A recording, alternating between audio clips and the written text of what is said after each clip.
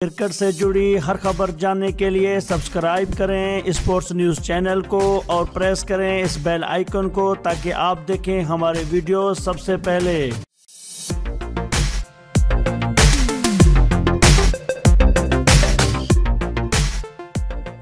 Bangladesh premiere league में Pakistani fast bowler Hasan Ali को हरीफ batsman को आउट करने के बाद पवेलियन की जानिब इशारा करना महंगा पड़ गया।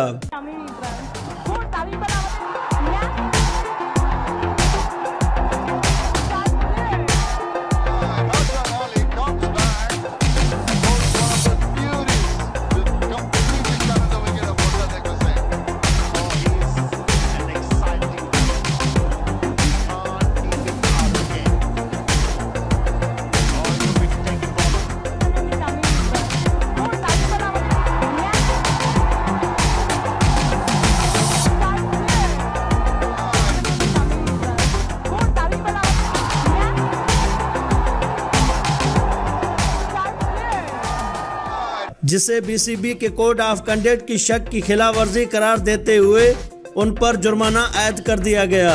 नाजरीन, अगर आपको ये वीडियो पसंद आई तो इस वीडियो को लाइक ज़रूर करें, शेयर ज़रूर करें और इस तरह की और वीडियोस हासिल करने के लिए आप हमारे चैनल स्पोर्ट्स न्यूज़ को लाजमी सब्सक्राइब करें। वीडियो देखने का बहुत शुक्रिया।